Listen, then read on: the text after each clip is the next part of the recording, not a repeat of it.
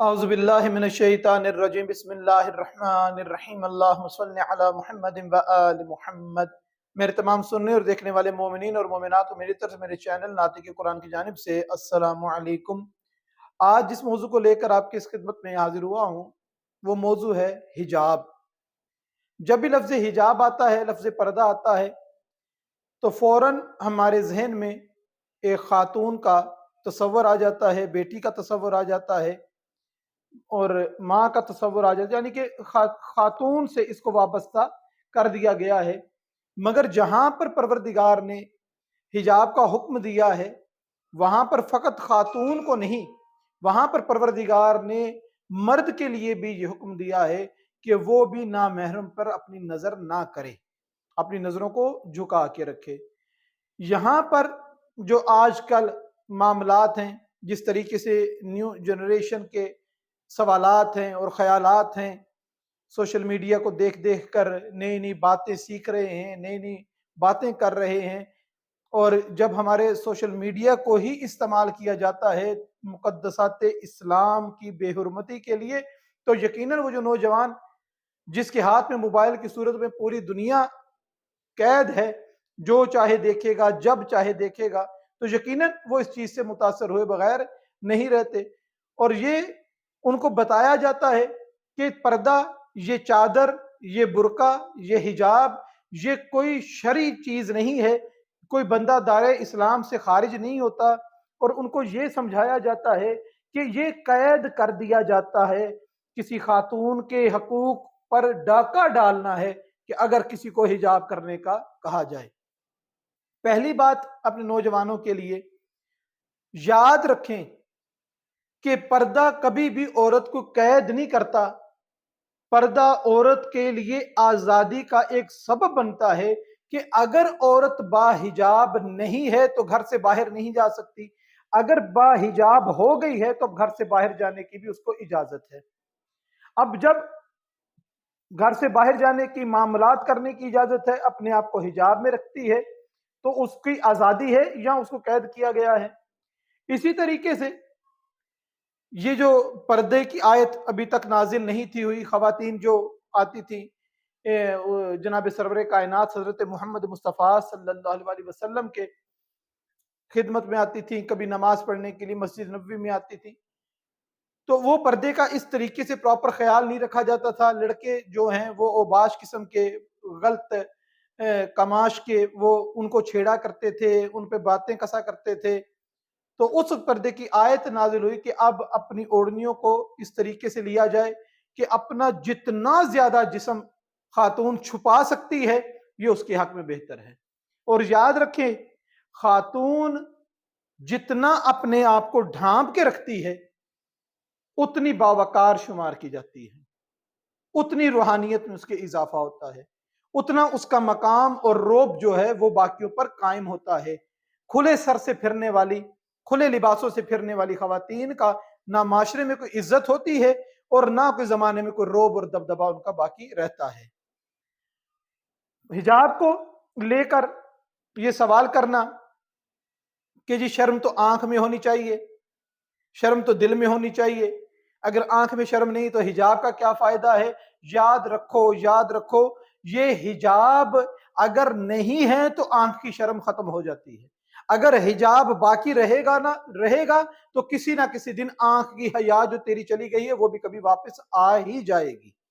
لیکن اگر بے حجابی رہے گی، بے پردگی رہے گی، تو یاد رکھا جائے کہ وہ پھر وہ آنکھ کی جو شرم ہے وہ کبھی بھی واپس نہیں آ سکتی۔ مرد کیسے انوالو ہے؟ مرد کیسے اس بات میں شامل ہے؟ اس حجاب میں مرد کا کیا لنک اور کیا تعلق ہے؟ بہت دفعہ ماشاءاللہ مومنین اور مومنات یہ روایات سنتے رہتے ہیں، ہم تذکر کرتے ہیں کہ ایمان میں پروردگار تازگی عطا فرمائے، اور معصوم کے فرمان کو یاد کر کے ہمیں دوبارہ اس پر صحیح طریقے سے کوشش کی توفیق پروردگار عطا فرمائے۔ معصوم فرماتے ہیں کہ جس گھر سے عورت بے پردہ نکلتی ہے، یاد رکھو، سمجھ لو اس گھر کے مرد بے غیرت ہیں۔ اب ہوا مرد کا تعلق حجاب کے ساتھ کہ نہ ہوا؟ جس گھر سے عورت بے پردہ نکلے گی اس کے مردوں پر اتنا بڑا حرف آئے تو یہ حجاب فقط عورت کے ساتھ منسوب کیا جا سکتا ہے؟ نہیں، یہ مرد کے ساتھ وابستہ ہے، مرد کی توقیر کے ساتھ وابستہ ہے، مرد کے غیرت مند ہونے کی نشانی ہے اگر اس کی گھر کی خواتین با پردہ ہیں۔ حجاب کے موضوع کو لے کر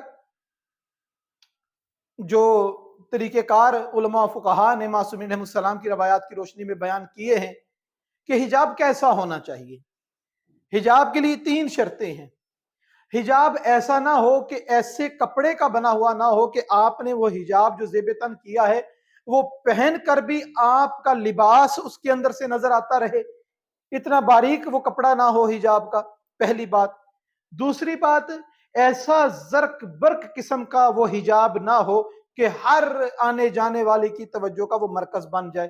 اور تیسری بات، حجاب اتنا چست نہیں ہونا چاہیے کہ جس سے بدن کے حد و حال جو ہیں وہ نمایاں ہو جائیں، اور وہ جس چیز کا اسلام نے حجاب کر کے پردے کا حکم دیا ہے وہ بالکل اس کی نفی اس سے ہو جائے۔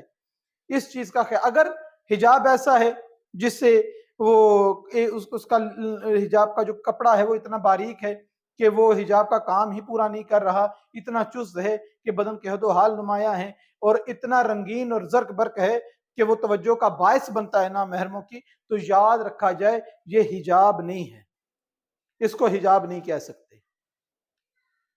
جناب سرور کائنات حضرت محمد مصطفیٰ صلی اللہ علیہ وسلم مسجد نبوی میں تشریف فرما تھے، اور جناب سرور کائنات نے صحابہ سے سب سے یہ سوال کیا کہ خاتون کے لیے سب سے کمال کیا ہے، سب سے افضل چیز کیا ہے؟ تو صحابہ نے مختلف رائے اپنی دی کہ یا رسول اللہ ہمارے خیال میں یہ ہے، ہمارے خیال میں وہ ہے۔ جب صحابہ اپنے نظریات جو ہیں وہ جناب سرور کائنات کے سامنے پیش کر رہے تھے، تو جناب امیر المومنین علی بن ابی طالب علیہ السلام نے جناب سیدہ فاطمہ الزہرا صلوات اللہ علیہا سے بات کی کہ آپ کے بابا نے یہ سوال کیا ہے کہ خاتون کی عزت، عظمت، فضیلت سب سے زیادہ کس میں ہے؟ تو جناب سیدہ فرماتی ہیں یا علی، سب سے زیادہ فضیلت عورت کی، سب سے زیادہ وقار عورت کا، سب سے زیادہ مقام عورت کا باعث فخر بات یہ ہے کہ نہ کبھی کسی غیر محرم پر اس کی نظر پڑے، نہ کبھی کسی غیر محرم کی اس عورت پہ نظر پڑے۔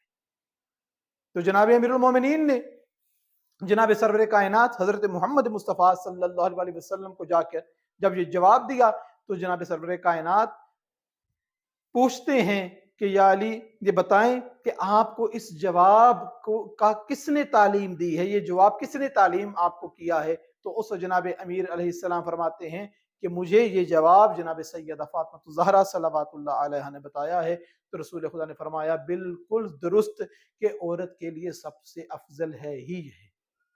اسی طریقے سے ایک اور روایت ملتی ہے کہ جناب سرور کائنات حضرت محمد مصطفیٰ صلی اللہ علیہ وسلم ایک صحابی ابن ام مکتوم، جو اپنے مومنین کے لیے اطلاع کے لیے میں یہ عرض کرتا چلوں کہ یہ بھی حضرت بلال کی ہی طرح جناب سرور کائنات کے مؤذن ہیں۔ یہ 2 مؤذن تھے جناب سرور کائنات کے۔ ابن مکتوم جو ہیں یہ نابینا تھے، اور ایک مؤذن دن کے ٹائم اذان دیا کرتے تھے، اور ایک مؤذن جو ہیں وہ رات کی جو اذان ہے وہ دیا کرتے تھے۔ اب ابن ام مکتوم جو ہیں وہ نابینا ہیں۔ ایک روز جناب سرور کائنات حضرت محمد مصطفیٰ صلی اللہ علیہ وسلم انہیں لے کر گھر آئے۔ گھر میں جناب سیدہ فاطمہ الزہرا صلوات اللہ علیہا تشریف فرما تھیں۔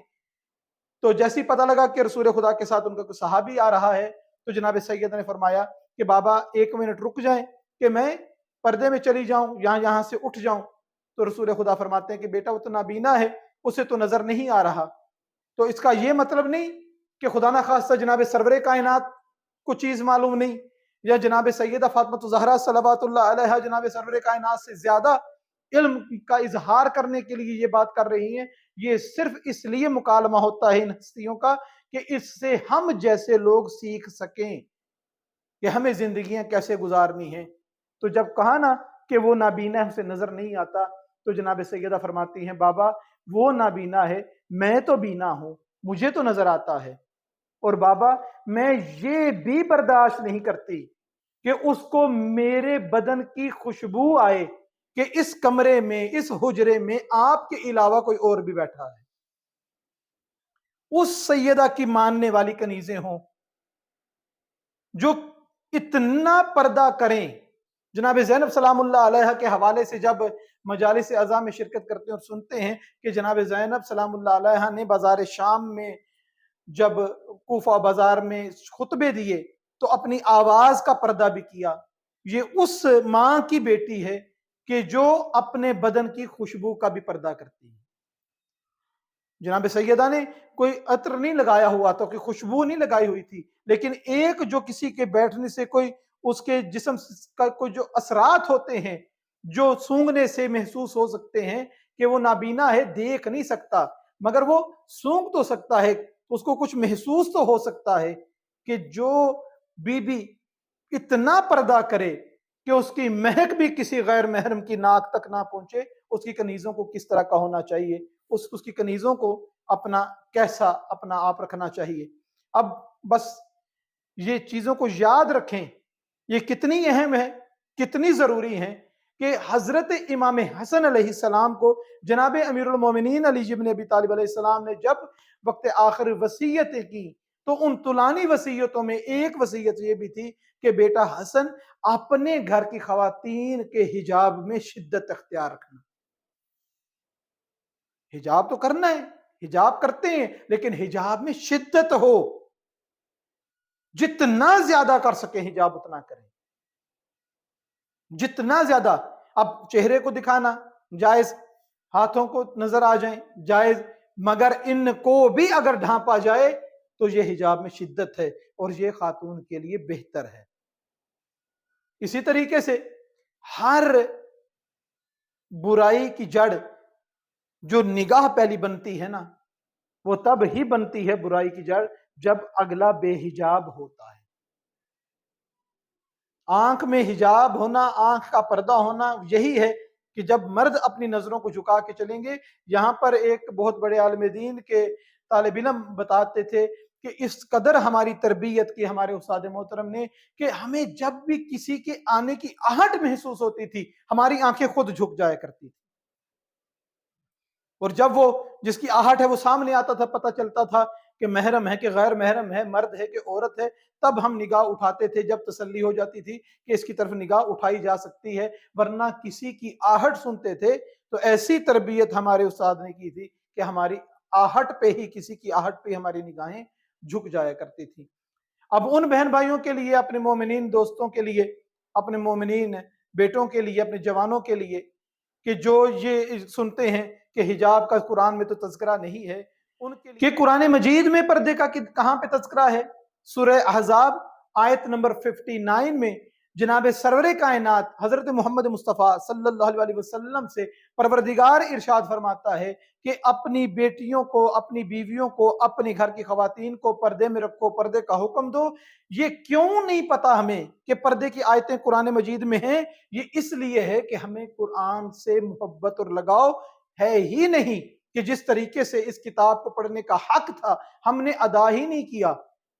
ہم نے دیکھا ہی نہیں قرآن میں کہ قرآن میں پردے کا حکم کس جگہ پر ہے. قرآن بھرا پڑا ہے، قرآن میں واضح آیتیں موجود ہیں جہاں پہ پردے کا حکم دیا گیا ہے. اسی طریقے سے آیت اللہ گل پیغانی کے پاس کوئی خواتین جب آئیں باحجاب تو آیت اللہ گل پیغانی فرماتے ہیں کہ تمہاری چادروں کی عزت اور عظمت اور تمہاری چادروں کی توقیر یہ کسی بھی مراجع کے امامے سے زیادہ ہے. اب کسی آیت اللہ کا یہ بیان دینا، کاش ہماری مائیں، ہماری بہنیں، میری بیٹیاں سوچیں کہ آیت اللہ کے امامے کی وقار کیا ہے، آیت اللہ کے امامے کی عظمت کیا ہے. وہ کہے کہ تیری سر کی چادر جو ہے یہ اس امامے سے زیادہ افضل اور قیمتی ہے. تو خدا را اپنے پردے کا خیال کرو، اپنے حجاب کو کرتی ہو تو اور زیادہ اس کے اندر شدت اختیار کرو.